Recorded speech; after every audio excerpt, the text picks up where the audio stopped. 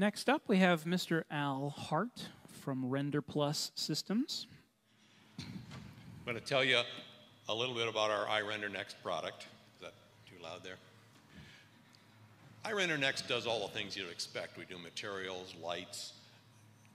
So we're not really going to talk about that. We're just going to talk about our special features.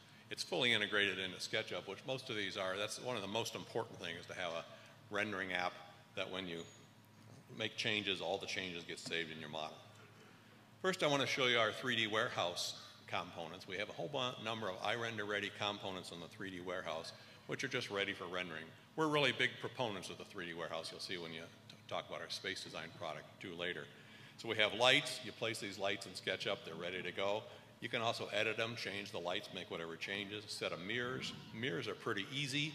You just add reflection to something, but it's still nice to have some. We have a number of IRender-ready trees. I want to talk a little bit more about these trees. These are fractal trees. They're placed in SketchUp as 2D trees, and you can see here we have some nice shadows on those trees because we created shadow masks. These are pretty useful right in SketchUp. But when you go ahead and render these, we render them with much more detail. Now we've got more detail on the trees. We've got much better shadows. And these two trees that look alike, they were just alike in SketchUp, but when they're rendered anew, so both trees are different. That way you don't wind up with a bunch of background trees that all look identical. Oh, and here I zoomed in on one of the trees. Again, the beauty of fractal things, the more you zoom in, the more detail we provide. I want to talk about lighting channels. This is really a fairly neat and important feature. What we do is allow you to assign groups of lights to various channels, and then when you're done rendering, you can just go in and change the intensity of those lights, and it automatically changes the drawing without having to do that. So here I've switched from a daytime to a nighttime scene. I'm going to do that again. We go from daytime to nighttime without re-rendering, just by changing the lighting channels. I want to show how this is done.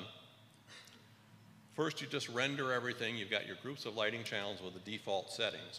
And this is easiest to see if you turn on the channels one at a time. So this is just the ceiling lights from inside the building. The second rendering is just the other lights. So now the street lights are on and the ceiling lights are off. And you take these various channels, and for this nighttime scene, I balanced the three groups of internal lights till I got it just the way I liked it. Then I added just a little sky. The sun and the sky are both on their own lighting channels. I'm doing pretty well now, but I wasn't quite happy. I wanted it to be a little darker, so I darkened the scene using the brightness control. This isn't part of lighting channels, but again, it's very nice to be able to do these things you're rendering without going back in the lights, re-rendering, and starting all over again.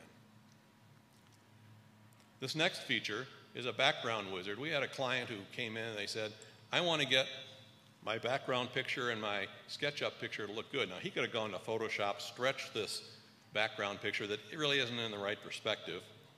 When he renders it just ordinarily, the buildings don't look like they're across each other on the street.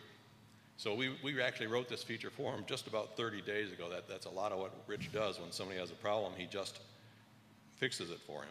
So we place the background, we place the rendered model in front of it, we give you handles, you drag those handles, you make the background fit right in the way you want it, and then when you re-render the drawing, you get it just what you want.